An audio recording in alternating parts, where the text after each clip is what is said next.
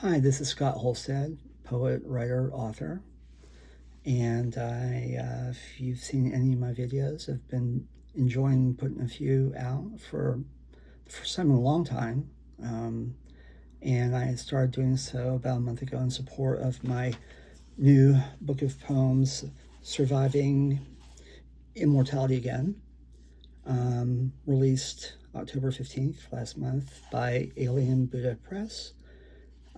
It's available in a very nice paperback, 132 pages on Amazon for $12.99. And obviously, by all means, feel free to acquire one or more copies.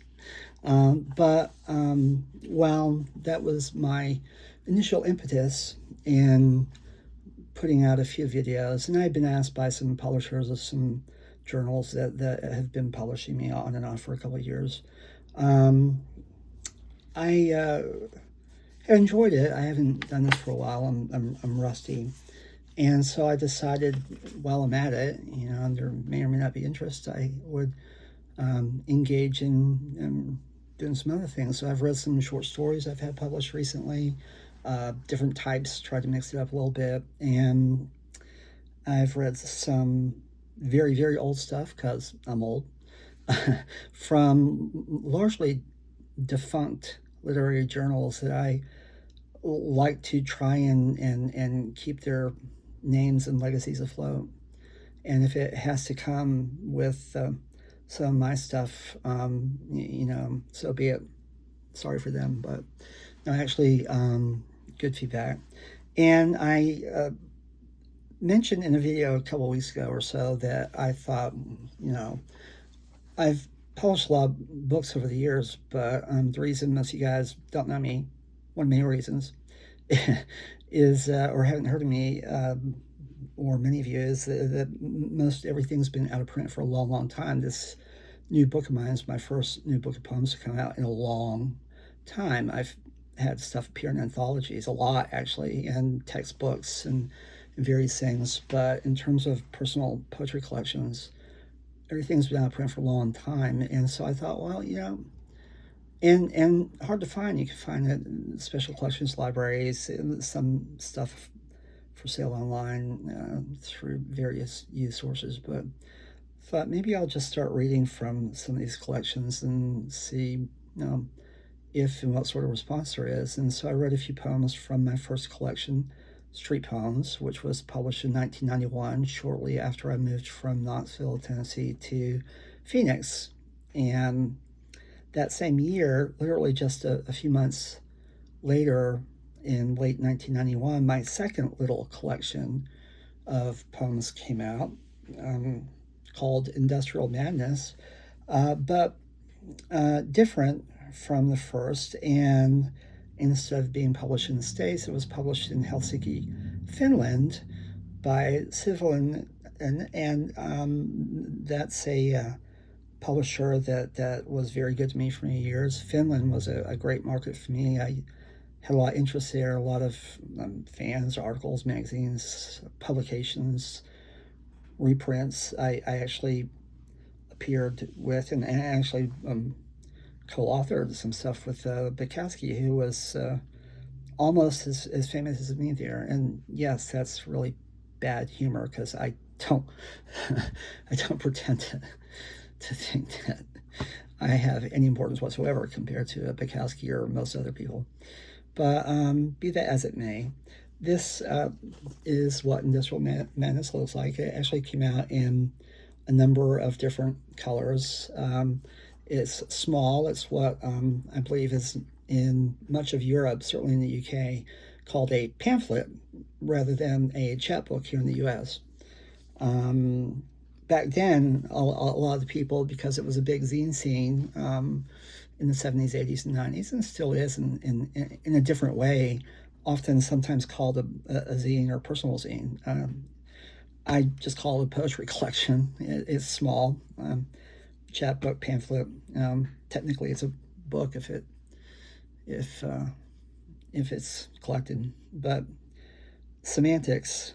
But very few people in the States have probably, certainly living people, or have seen it, know of it, read any of it, have it. There are libraries that do, but this is small. I'm almost inclined to read the whole darn thing, but I don't think anyone would probably be that interested. But I'm going to read a few small pieces. My first one, again, street poems, had to do with some experiences I had in a couple of different states where I wound up sort of without shelter temporarily, meaning, for weeks and months at a time, not just for a day or a week. Or Phoenix was a hot place to live in your car, I can tell you that. This is more of a sort of a quasi-philosophical stuff. When you're young and you've been reading too much philosophy and you think you know it all. I'm older and I once thought I knew it all, but I know I no longer ever did. But the tenor of the poems in this is different. And if you see the video I put out a couple of weeks ago for my reading from street poems, and you were to compare the two, I think you'll be able to tell. As to which one is better, I'm not sure that's a fair question or assessment to make. They're different. And I'm just going to pick out a few. They're all very, very short. So if it weren't for me blabbering like I typically do, if I were just straight reading, this would be an incredibly quick video. But I'm going to go ahead and proceed and thus shorten what is turning into a typically long video. I'm going to have to put on my other pair of eyes so I can see, because I can't see the print that I was once able to read, even though it's actually bigger than much of the shit we see on our phones and stuff these days. That 1-point font just kills me. So there's no order here. I'm just going from the first page and going to pick 2 or 3 out at random, really. But the first one I think I'll go with is called Dogs, Toys, and What? War is the true nature of the world. A dog with matted fur lapping eagerly at the bloody Niles, wagging its threadbare tail the entire time. We look through the sights, squeeze the trigger, and the toy soldiers go flying, dying hard but smiling in the process. The toy maker should be laughing the whole way to the bank, but Nietzsche said he was dead too.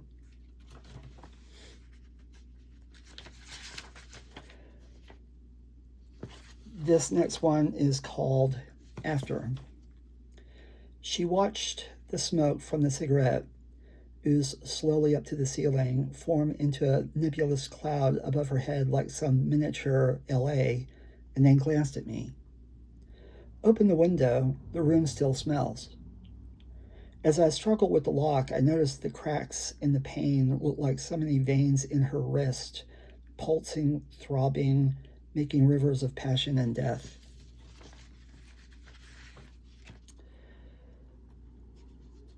This next one is called In the Truest Sense. Pictures of life grinding to a halt, decorating walls, movement in dead motion, limbs askew, mouth stretched wide in emotionless scream. Art as we see it. Feeling it's another story. So does art imitate life, or does life imitate art? And where does it end? On cold walls before disinterested observers?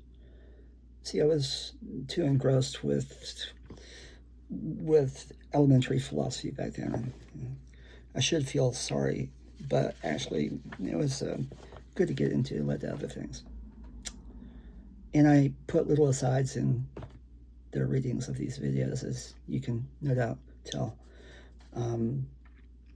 So maybe 1 or 2 more, all short. This is called Space. Listening to these people sitting beside me rambling on about nothing, enthralled by their nothing lies, would almost be revolting to me, except for the fact that we all ramble on about nothing. There's this space in our lives that we attempt to fill with more space, and the nothingness grows larger while our lives get smaller, a fact we can't seem to accept very well. So we take walks and we work and we go to movies and basketball games and church and we exist in our nothing lives. And when we die, a speech is made and we are forgotten once again, only more permanently this time. Someone once said they found that depressing. I don't know. It's just an observation. I think this will be the last one. It's called Life as an Art Form. Crumpled pack of cigarettes, smothered hope, throttled by denial. Art as we know it, life's serum at a snail's pace, crawling along, leaving slime trails. Desires of the flesh easily achieved. Desires of the soul, a never-ending trail of black smoke drifting in the wind currents. A smile cures all forms of sickness, yet behind each smile lies a set of very sharp teeth, carnivorous, rarely satisfied. The few who are ballsy enough to actually live wind up in madhouses, tortured by actuality. We all wind up in the same place anyhow. Food for unseen worms. And how about some cheersomeness for you there? I was young. I was heavily into a lot of what I thought was deep thinking, and maybe it was, maybe it wasn't. But for those of you who endured this, watched this, stayed through it, thank you. I hope you found it engaging. Or even if you didn't, even if you think it was just total slop, feel free to leave a comment, whatever the case. Eager to hear what anyone might have to say, and I'd be grateful for a like, and you know, go ahead and share it. You know, feel free to subscribe too. I don't have all that YouTube stuff down because this is not going to be, nor do I ever want it to be, my profession like many people are doing. It's just something I'm doing on the side while I'm concentrating on writing and publishing. Just trying to share some old stuff and see if anybody digs it. So that was my second poetry collection, Industrial Madness, from 1991. And my third would be coming out the next year, quite soon after, from yet another publisher. And if you are interested in anything you've heard or whatnot, my website is hankrolls2011.com. And again, my new book of poems, first in a long, long time, is Surviving Immortality Again. And yes, there is actually some philosophical content there in theory. So I guess I haven't come far, sadly. Scott Holstad, Scott C. Holstad. Again, you want to know more about me, perhaps? You know, use any search engine. Google and Bing are pretty prominent. And to make it interesting, you can always append words like author or poet or writer or quotes or, hell, probably anything, for all I know, asshole. Who knows? Poems, poetry, and you'll get a lot of interesting results depending on the search engine. I enjoyed it. I hope to hear and or see any of you at some point in the future videos, engaging. And today is a Sunday, so those of you who may see this anytime soon, enjoy your weekend. Otherwise, just enjoy things in general. Have a good day, stay safe,